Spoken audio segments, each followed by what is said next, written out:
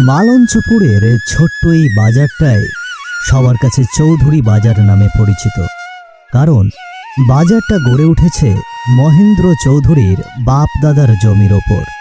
মহেন্দ্র চৌধুরী গ্রামের সবচেয়ে দাপটশালী মানুষ। তার কথায় বাঘে মহিষে এক ঘাটে জল খায়। প্রতিদিন হাটের দোকান থেকে চাঁদা তোলে তার লাঠিয়ালরা। কারো পেটে ভাত না থাকলেও চৌধুরীর চাঁদার টাকা না দিলে ঘরে ফেরার পথ বন্ধ। অসহায় দোকানদারদের মুখে ক্লান্তি, চোখে রাগ, তবুও প্রতিবাদ করবার সাহস কারোর নেই। কারণ মালঞ্চপুরে চৌধুরী নামটাই নাকি ভয়ের। রোদ্দুরে চকচক করছে চৌধুরী বাড়ির উঠান। উঠানের মাঝখানে একটা সাহেবী কাঠের চেয়ারে বসে আছেন মহেন্দ্র চৌধুরী। মুখে কঠোরতার ছাপ, চোখ দুটো কুঁচকে আছে, যেন প্রতিটি শব্দই আদেশ। হাতে হুঁকো, মাঝে মাঝে টান দিয়ে ধোঁয়া ছাড়ছেন ধীরে ধীরে। চারপাশে একটা ভয় মিশ্রিত নীরবতা, যেন কেউ নিঃশ্বাস ফেললেও সেটা অনুমতি ছাড়া নয়। মহেন্দ্র চৌধুরীর মুখে কোনো হাসি নেই, কথায় নেই নম্রতা। গ্রামের সবাই জানে তার সামনে মুখ খোলা মানেই বিপদ ডেকে আনা। তার সামনে দাঁড়িয়ে আছে দুই বিশ্বস্ত লাঠিয়াল, কালু আর লালু। কালুর চোখে কুটিল হাসি, লালুর চোখে দৃঢ়তা। দুজনের মুখে চাটুকারির ভঙ্গি, কিন্তু চৌধুরীর দৃষ্টিতে কোনো সাড়া নেই। বাতাসে গভীর উত্তেজনা জমে আছে, যেন এখনই কোনো আদেশ নেমে আসবে। এই শোন কালু, লালু, আজ হাটে যেন কেউ কোনো অজুহাত না দেয়। আমি কারো কান্নাকাটি শুনতে চাই না। হ্যাঁ চৌধুরী বাবু, আজকে একটা টাকাও বাদ পড়বে না। সবাইকে এমন ঝাঁকুনি দেব না, কারো মুখে কথা ফুটবে না। কাল সন্ধ্যায় তেলে ভাজার দোকানে মাধব বলছিল বেচা কম হয়েছে, চাঁদা কম দিতে চাইছে। বেচা কম হয়েছে মানে? ওর তেলে ভাজার ঘ্রাণে তো গোটা হাট মেতে যায় রে। ওকে বলবি চৌধুরীর জমিতে বসে বেচা কেনা করে। তাই আগে চৌধুরীর পাওনাটা দিক, তারপর নিজের পেট ভরাক। ঠিক আছে চৌধুরী বাবু, আজ তাকে এমন ভয় দেখাবো জীবনে চাঁদা ভুলবে না। আর শোন, কেউ বেশি প্যাচাল করলে তার দোকান আমি ভেঙে ফেলবো নিজে হাতে, আজই। জি, আপনি যেমন বলেছেন তেমনই হবে। আর চৌধুরী বাজারে কেউ মুখ উঁচু করতে পারবে না। মনে রাখিস, এই হাটটা আমার বাপ দাদার ঘাম মিশে তৈরি হয়েছে। ওরা সবাই আমার টাকায় বাঁচে, আমার ভয়ে ঘুমোয়। এই ভয়টা যেন চিরকাল টিকে থাকে।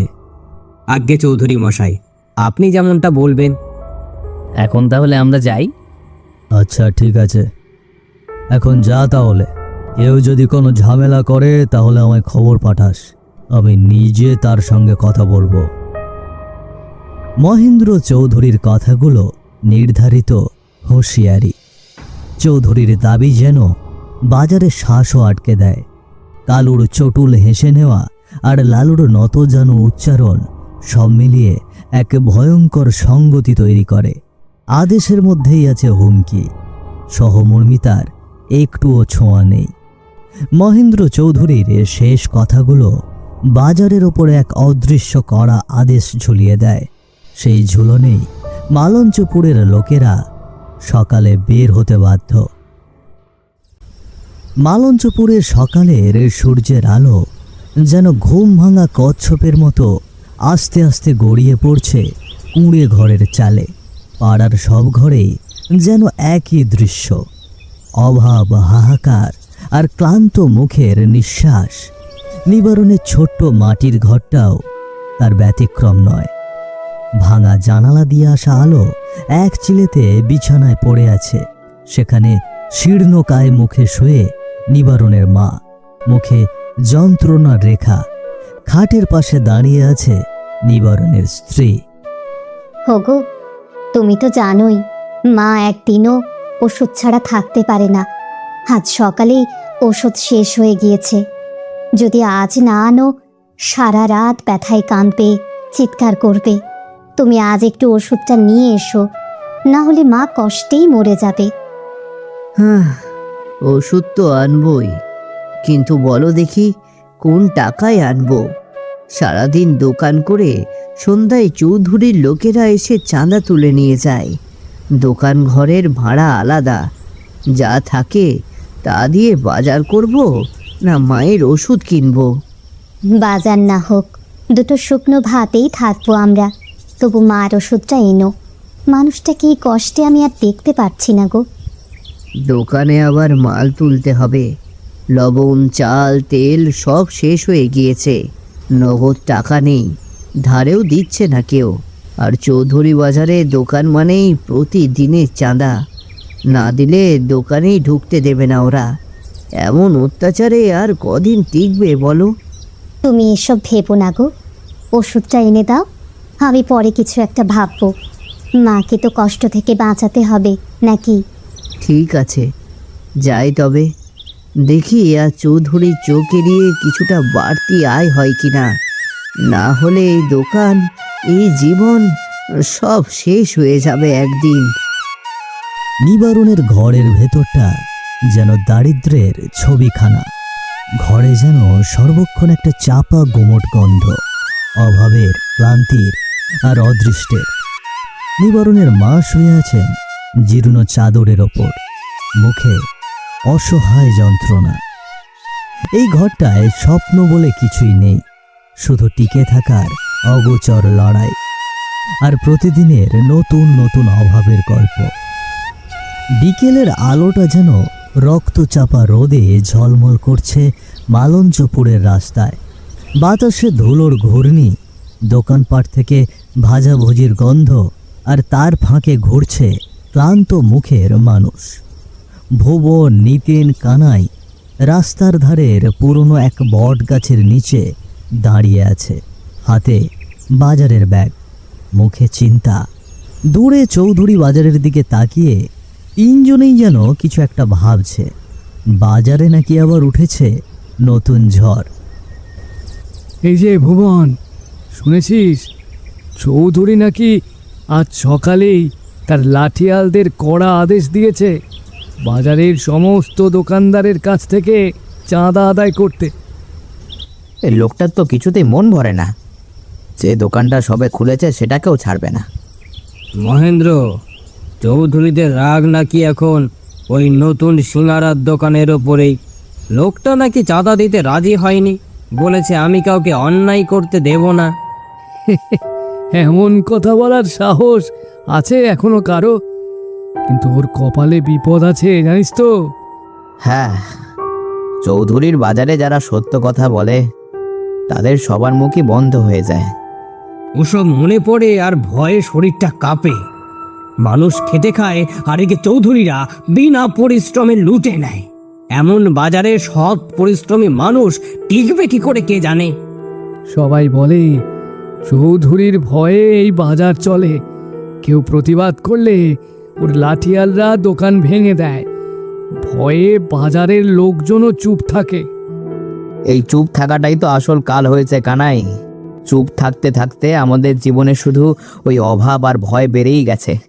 তাই বলছি, একদিন যদি কেউ ঘুরে দাঁড়ায় আর সবাই যদি একসঙ্গে বলে না আমরা চাঁদা দিতে পারবো না, তাহলে চৌধুরীরাও দুবার ভাববে, এই বলে রাখলো। তুই বলছিস ভালো কথা, কিন্তু কে দাঁড়াবে রে? সবাই নিজের পেট নিয়ে বাঁচে, সাহস লাগে, আর সাহসের দাম দিতে হয় প্রাণ দিয়ে। তবুও একদিন কেউ না কেউ দাঁড়াবে, তুমি দেখে নিও।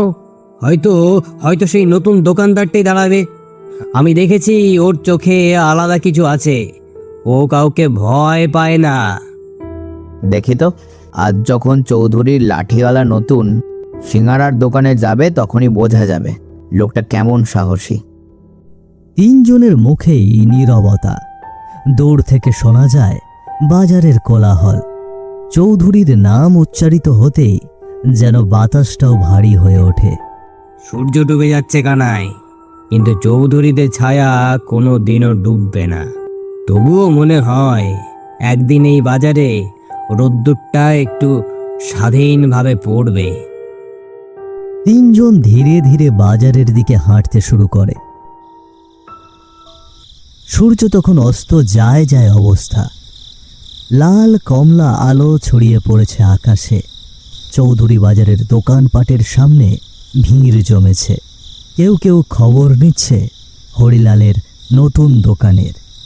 গরম সিঙ্গারার গন্ধে বাতাস ভরে আছে, কিন্তু আজ সেই গন্ধের সাথে মিশে আছে ভয় আর উত্তেজনা। বাজারের প্রান্তে হরিলালের দোকানের সামনে দাঁড়িয়ে আছে মহেন্দ্র চৌধুরীর দুই লাঠিয়াল, কালু আর লালু। হাতে লাঠি আর চোখে রাগ। আর হরিলাল দোকানের ভেতর থেকে খুব তর্ক করছে তাদের সঙ্গে। চারপাশের লোকজন জমে গিয়েছে। হরিলালের তর্ক দেখে কেউ ফিসফিস করছে, কেউ তাকিয়ে আছে চুপচাপ।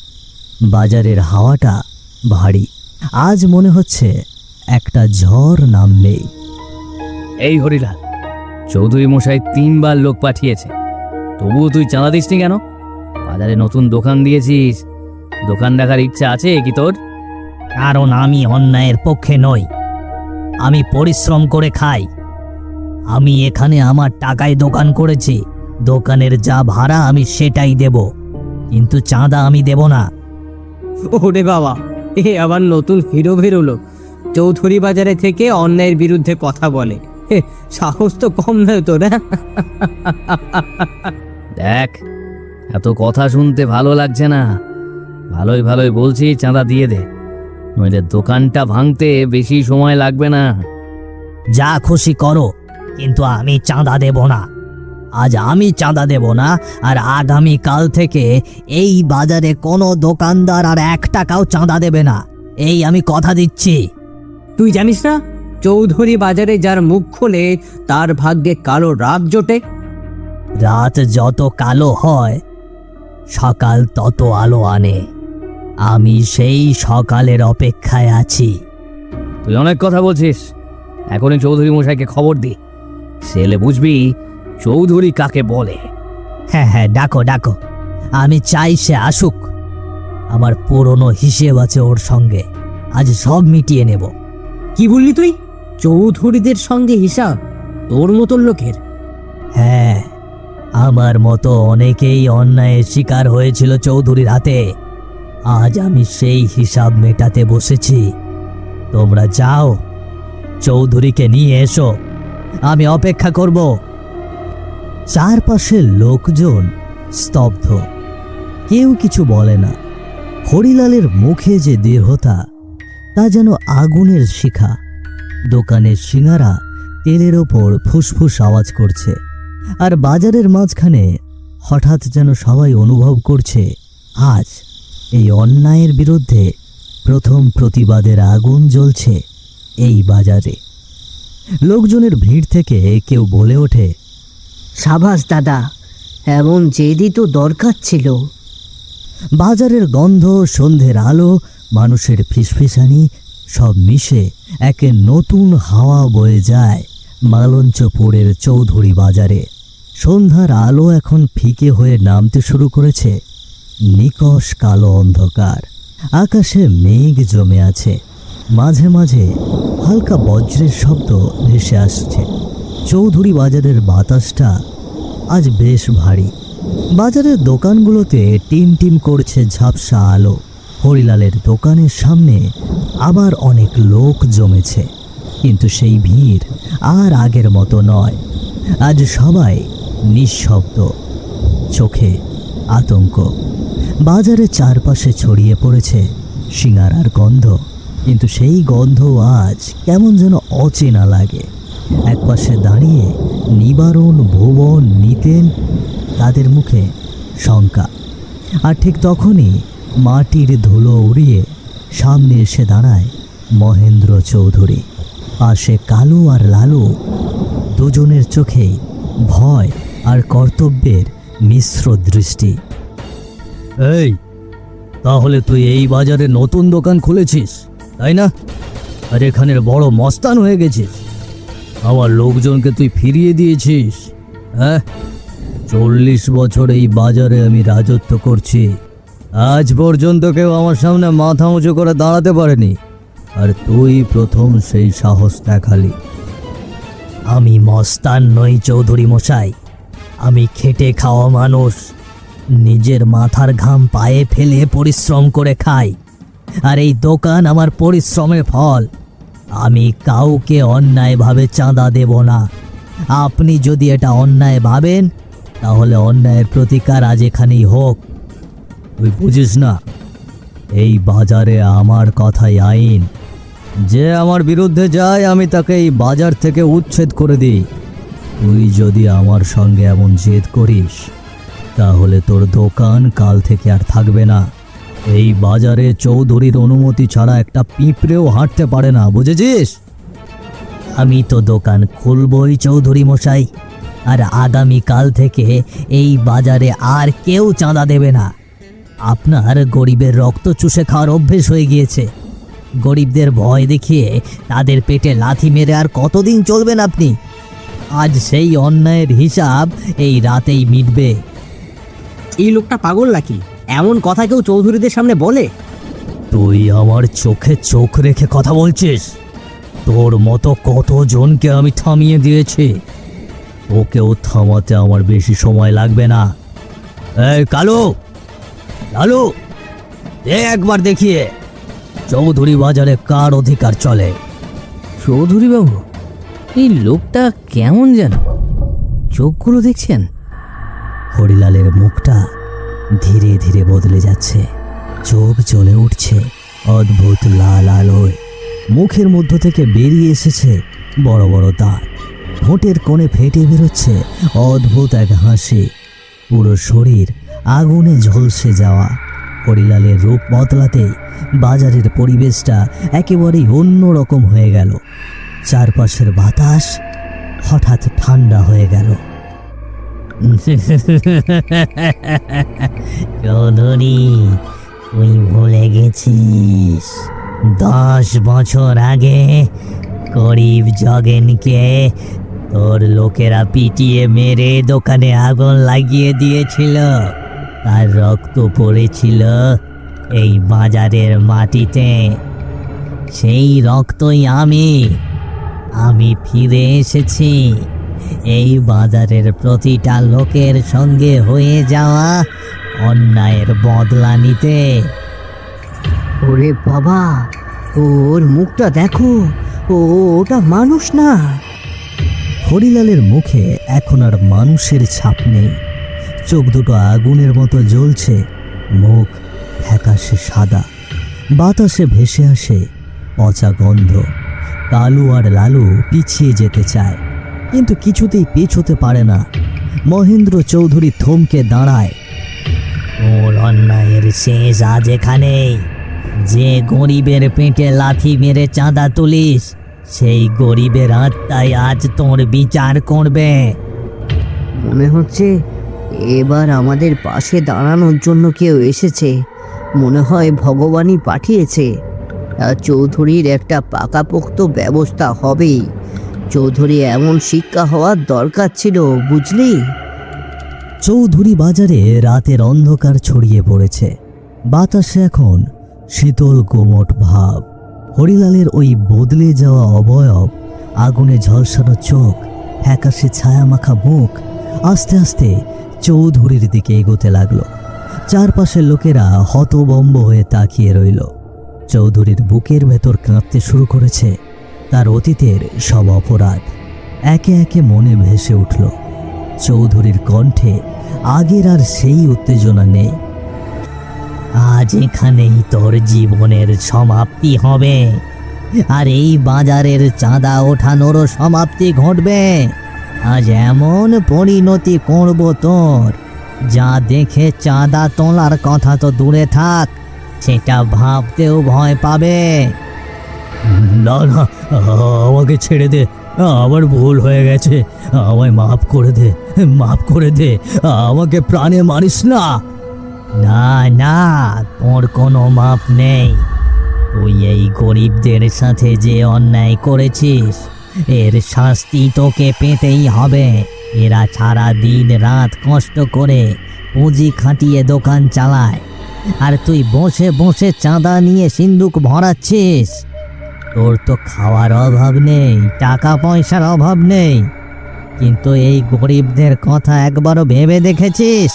তাদের কাছ থেকে জুলুম করে চাঁদা নিস, কিন্তু তারা কি করে বাঁচে সেটা জানিস? একবারও কি দেখিস তাদের দিকে? না, কোনোদিনও দেখিস না। এদের মধ্যে কারো ঘরে মা অসুস্থ, তোকে চাঁদা দিয়েছে মায়ের জন্য ওষুধ কিনতে পারে না, আর যদিও ওষুধ কেনে তাহলে চাল কিনতে পারে না। তাদেরকে না খেয়ে দিন কাটাতে হয়।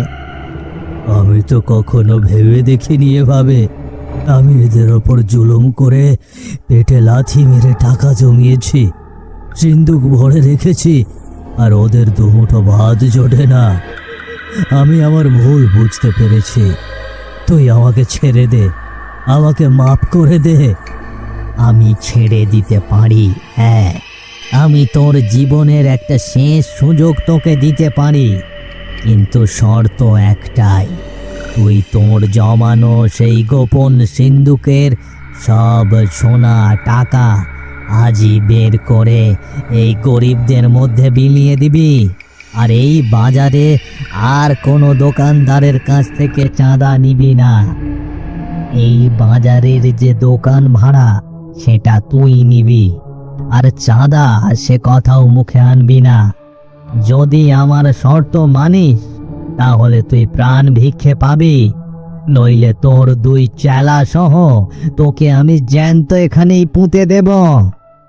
হ্যাঁ হ্যাঁ, তুই যা বলবি আমি তাই করব। আমি তোকে কথা দিচ্ছি, আজ আমার সব সঞ্চিত টাকা আমি গরিবদের মধ্যে বিলিয়ে দেব।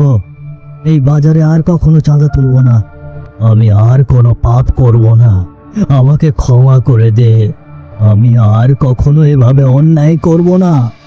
ঠিক আছে, এবারের মতো আমি ক্ষমা করে দিলাম, কিন্তু কখনো যদি এই গ্রামে এই ধরনের অন্যায় কেউ করে তাকে আমি ছাড়ব না, এই বলে গেলাম। মহেন্দ্র চৌধুরীর শর্ত মেনে নেওয়া দেখে হরিলালের আত্মা আস্তে আস্তে মিলিয়ে গেল, আর রেখে গেল কিছু শিক্ষা।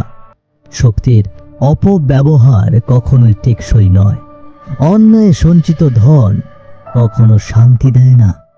অনুশোচনা যদি সত্যি হয় তা পরিবর্তন ঘটাতে পারে। ক্ষমা চাইতে লজ্জার কিছু নেই। সমাজের এই ঐক্যই অন্যায়ের বিরুদ্ধে সবচেয়ে শক্তিশালী প্রতিরোধ। দুর্বলদের পাশে দাঁড়ালে অন্ধকার ছড়াতে পারে না। এবং শেষ কথা, ন্যায় ও মানবতা বজায় রেখে বাঁচাই হলো প্রকৃত সম্মান ও শান্তি।